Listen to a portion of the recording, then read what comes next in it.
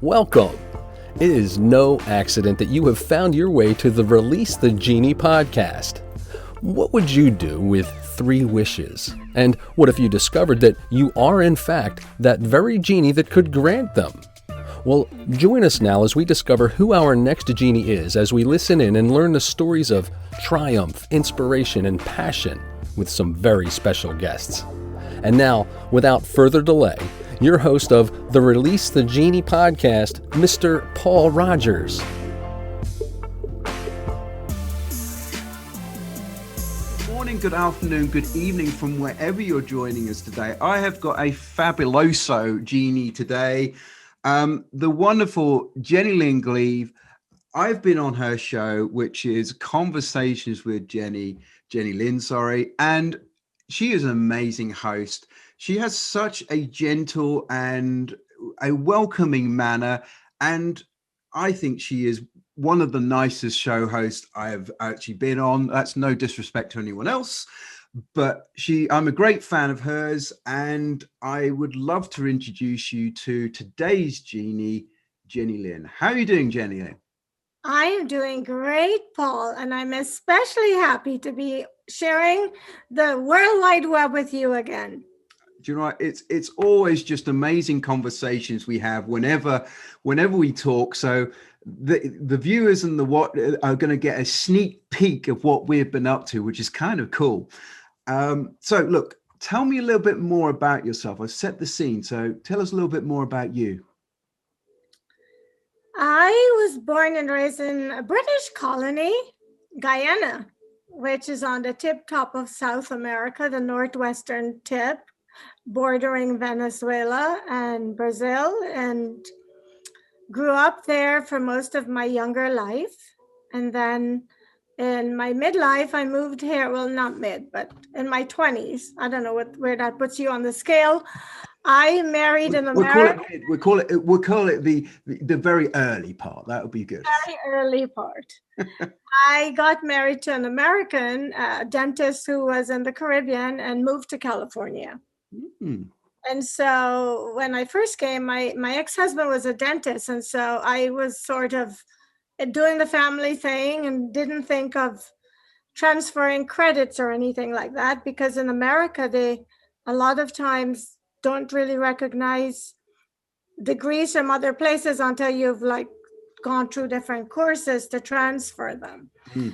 I didn't do any of that because I was a wife and a mother and helping when I could in his dental practice. And then 10 years later, I got divorced and we have 2 children. And so I had to navigate my way in the world.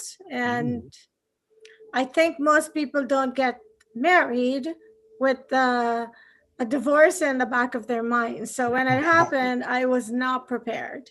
Mm. And so it was very challenging time in my life to try to navigate, how to make my way alone with 2 children in California. Mm. I knew then that my priority was, it's always my children. They were always first and foremost.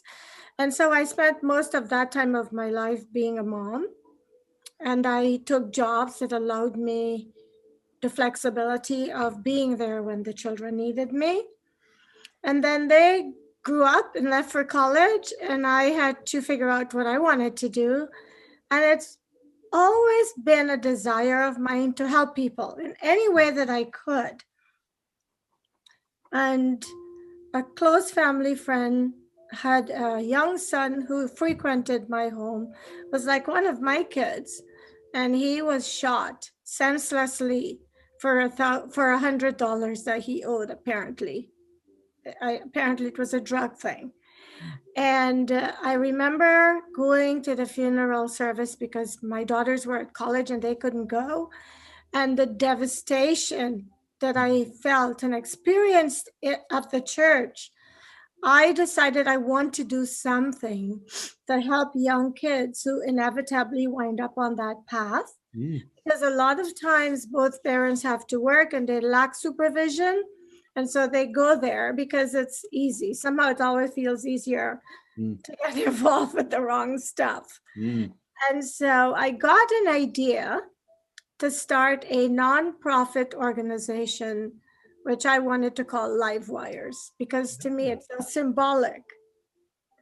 And so I started doing all the homework and the research. I was going to do this. Somehow, somewhere in my mind, I thought I had what it takes to start a one-man philanthropy.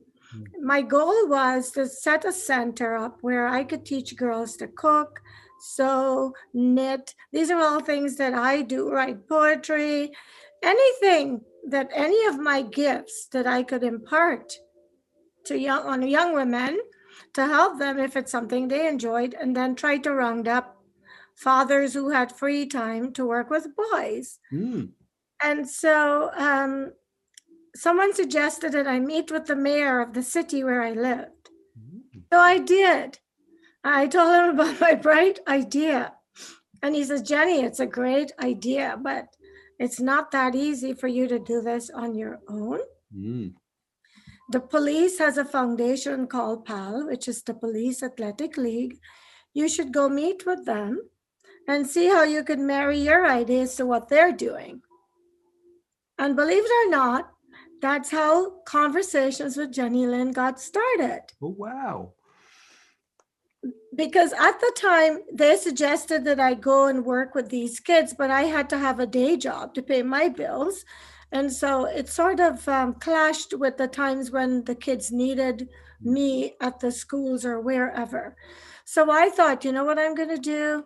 I'm going to interview successful people from all walks of life to impress upon a young person, regardless of their socioeconomic background. Everyone can choose and can create a successful life. And even though you're going to have challenges, for me, a no is like a temptation, or it's like creating a bridge for me to cross and make it a yes. And my goal is to highlight how that is possible and why you shouldn't give up at no.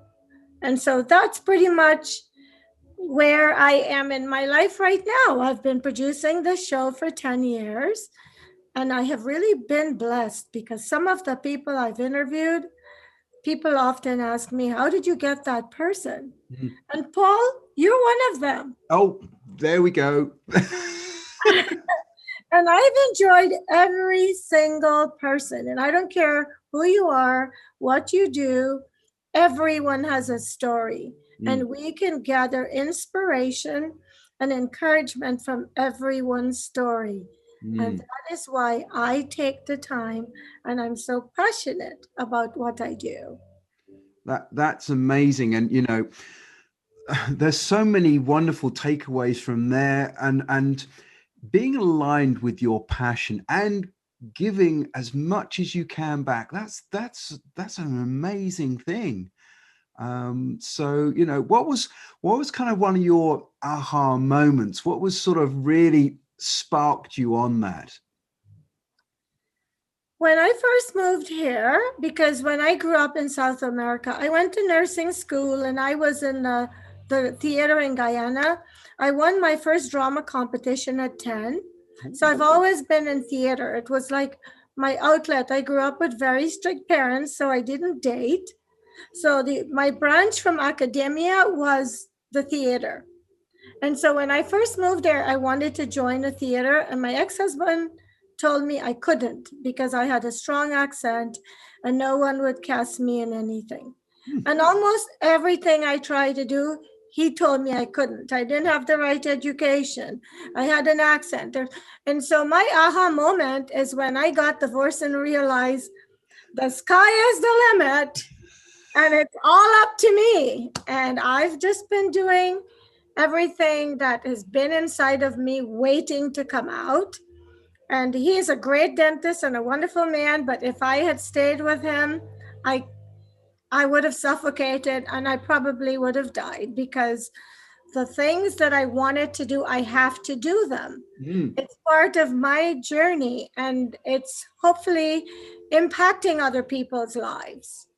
And so my aha moment was realizing that, no, my accent isn't going to stop me. And I can do anything I try hard enough to do, and I will try good and hard. And if it doesn't happen, it's not from a lack of trying. It's because it's not meant to be.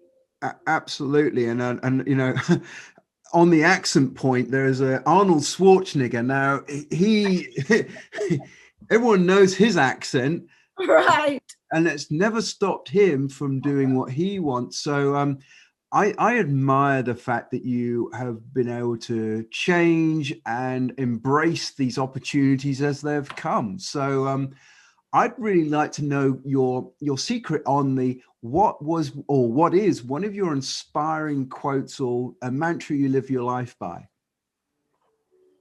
You know, this is kind of funny, but I did not know since I was a young girl, I was quoting Gandhi. I want to be the change that I want to see in the world. And I'm going to do that by not doing things to people that I don't want people to do to me. And get this, Gandhi and I have the same exact birthday. Oh, wow. I don't know if there's any, credence to that, but we do. I am born on October 2nd, and I have been quoting a lot of what he's, a lot of his saying, not realizing that I was quoting him. So when I made that connection, it was like, aha, I get it. Yeah, I mean, to be honest, that's an aha moment by itself and a quote. So that's fantastic. Yeah. And so I know we'd sort of touched on that. Was there sort of any moment where, there was a setback which you really had to overcome? Or if we touched upon that, fine. But if there's anything else, now let me know. Oh, I've had many setbacks. I've had many doors closed in my face. But you know what? When that happens, I'll try again. And if I want it bad enough, I will try till they get so sick and tired of me that they just concede. Like, her again, send her in here. Even if coming back and coming back and coming back and coming back. And, I may not give up. I may just put it on pause to let it relax and recover, and then I'm back again. So I can handle rejection. I could not be so egotistical to think that everything that I attempt is just going to work out dandy. I realize and recognize that if you want something bad enough, you have to do the work to get it. Amazing. And we're going through some troubled times at the moment. It's November 2020. We're just about to head into the lockdowns and stuff. So I admire your persistent, never say die attitude. It's a real, and I know everyone's going to take something really important from that. So thank you so much for sharing that. And that brings me on to, what are you working on at the moment? Because we had a little chat and you've got some really amazing stuff. So let the listeners in on your little secret here. Well, my passion about making people's lives better in any little way that I can.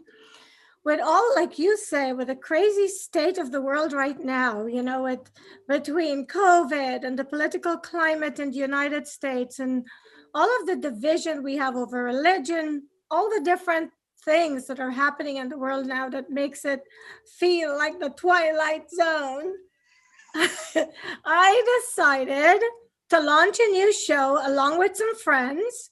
We have started a new show and we're calling it Diversity Matters. And I think the name says it all. And anyone listening to this show that would like to participate, they just need to reach out, jlgleave@gmail.com. The goal of the show is to provide a safe platform for all religions, all ethnicities, everybody who's different, anybody who has an idea that people may think it's outrageous. This is a safe platform. You will not be judged and you will be free to express your opinion. So it's a platform where you are allowed to voice your beliefs whatever it is you want to discuss that you feel you can't anyplace else, you can do that on our show. That's amazing, because one, it's what everyone. And by the way, sorry, it's a global show. That's not really an aside. That's kind of like, wow. So I love it, because, you know, this is a worldwide thing we are facing. So to give people that opportunity, yes, to put some positivity out there instead of this sort of negative, gloomy thing. I mean, I can see that your one woman band is actually, there's a thread that runs through it. So you haven't finished yet. I know it. Well, and the thing is, I feel that so many people are judgmental. They don't get your journey. It's not theirs, it's yours. And so they judge because it doesn't resonate with them. It's not their life. It's not their purpose. And so if it's not popular, people judge and they put you down. But I think we need to get away from those stereotypes. We need to get away from those boxes and circles, and we need to embrace each other for who we are. However we look, however we speak, whatever we believe, it should not stop us living together as one humanity, because that's what we are. We are one, and we have too many divisions. And sadly, what I have observed, the divisions are the one things that are supposed to unite us. And I feel that if we start with a little group like this, it will make an impact. I so appreciate that, because it only takes one stone to cause a ripple to start, and they all come out from that one place. And as they journey out, there's more and more impact. So I think that's a wonderful, wonderful vision. And you heard it here, ladies and gentlemen, first, diversity included. So I love it. I love it. Well, look, this brings me to the second part of the show. And my goodness me, the time is just flying by, which, you know, I think that's the kind of conversation which is always wonderful. So I am now going to ask my wonderful Genie if I could have my 3 wishes. So are you ready? I am ready. Here we go. So for my first wish, I would like to know, what was the best piece of advice you received in your life? To keep my dreams to myself. A good one. And yeah, I think simple, but everyone's now at the moment watching this nodding, thinking, yeah, actually, that's pretty good. Can I tell you why? Please do. Because everything that I've done, that I've been successful at, I've been told I couldn't do it. One day I woke up and I wanted to start my own cosmetic clinic because I'm all into beauty. It's my thing. It's innate. I can tell. I'm just wired that way from a little kid. When my sisters and brothers picked out dolls and tea sets at Christmas time, I bought the fake plastic jewelry and got dressed up. I walked around the house like the beauty queen, you know? So I wanted to have a cosmetic clinic. And when I discussed it with people, they told me I could never do it. A friend and I together did it, and I did it. I mean, unfortunately, we had to liquidate it because of circumstances, but I did it, and they told me I couldn't do it. My show, people said I was wasting my time, that it was just a small community television station. I've interviewed amazing people around the world, and since COVID, I've done over 100 interviews in 30 plus countries. So. Wow. And for 10 years you said it as well. So, you know, this isn't a fly by night. You've been pouring yourself into this for many years. I will never stop. When I look like a prune behind the camera, I'll still be doing this. Well, given what you said, you'll be a beautiful prune. You won't just be so, hopefully. Yeah. Well, look, that brings me to my second wish, which is, what is the advice you would give your younger self? To believe in older self and my younger self to believe that I can do anything I set my mind to. And if I'm not successful at it, it will never be because I didn't try. It will be because I only have control of certain amount of outcomes, and the other outcomes that I can't control, I will be grateful to the universe for the experience. That is wonderful, and you hit on a really good point there, that people try to control every outcome, and sometimes you just have to go with it and see what comes to you. And you've done that a lot from what your story is. That's kind of been the thread again of what you've done. Thank you, Paul. No, love it, love it, love it. I fear nothing. Just I have no fears. No, and I saw, I was reading your bio, and the word fearless jumped out at me. And do you know what? That's exactly what comes across. I'm pretty sure everyone's going to see that that is actually you to a T. So I thank you for being you on that. And that brings me to my last wish, which is, do you have one personal habit which attributes to your success? Yes, gratitude for everything and every day and every moment. Even if it wasn't a pleasant one, it has taught me how strong I am. So I live in gratitude every day, every moment. I love that, because when you're in that type of state, when an event comes, you treat it as a lesson rather than anything, and grateful for the lesson, as you say. Not everything you touch turns to gold. So Exactly. reality. I'm not a real genie, that's why. Oh, for this section, you're infinitely overqualified to be a genie. So enjoy the ride. You're so kind. Thank you. It's a pleasure. So this is one thing. Do you have a book or something which you may have read over the years, which sort of is something you sort of remember, or something inspires you? 2. Oh, good for it. How to win friends and influence people. And the second one is You Can Negotiate Anything. No. I heard Cohen. See, we now know the secret of your success. So that's a wonderful reveal. Thank you very much. I've read many books, but I would say that I've taken a lot of tools, inspiration, and encouragement from reading those books.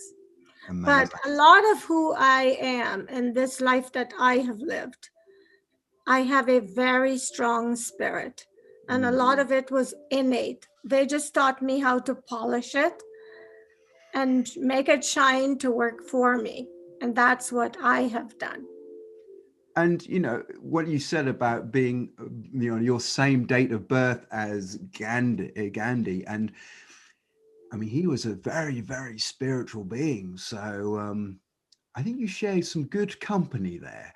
I think so. But I must tell you that I've met quite a bit of people from India that I've said, oh, guess what? I have the same birthday as Gandhi. And they're like, he wasn't a good man. So there you go. That's to my point earlier, case in point.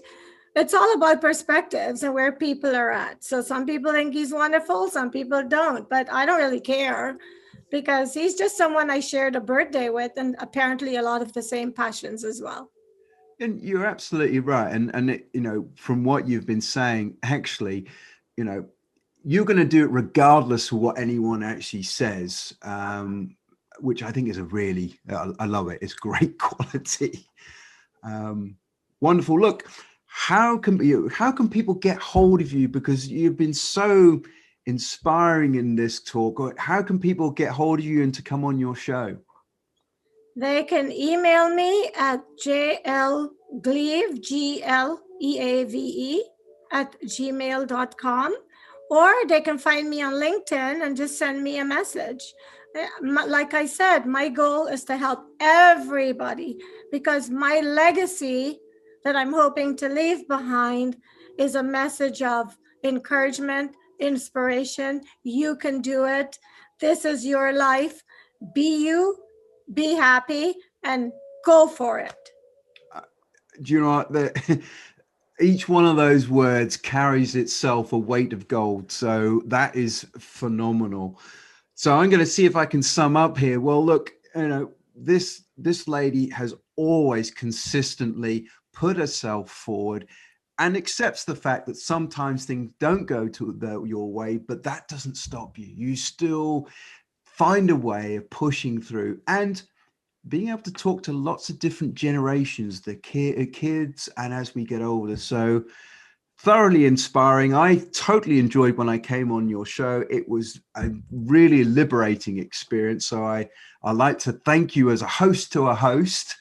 And as I said, if this sounds like something you're interested in, trust me, you'll have a lot of fun and you'll just meet a really good person. So thank you once again, Jenny, for coming on the show. And did you enjoy it? Thank you, Paul. It was fabulous. It went by so quickly. You know what? We have to keep meeting like this. I do, and that is always going to happen. I'm a big fan. I love the show. And if, people join with her, connect with her and show her the love. And I know that the universe will then look after you and also Jenny. So thank you once again. And to my viewers, wow, that was amazing. I hope you're feeling as inspired as I am and positive. I feel really uplifted by that. So I'd now like to encourage you to release your genie. Have a wonderful day, and we'll see you next time on Release the Genie. So thank you, Jenny. Thank you, Paul. Goodbye, everyone. See you on the next one. Well, that's a wrap. You have been listening to yet another episode of the Release the Genie podcast with host Paul Rogers. Be sure to follow Paul on the LinkedIn platform and learn more of Paul's resources at www.takeactionacademy.ca. And until next time, as always, be mindful and be sure to release your genie. Thanks for listening.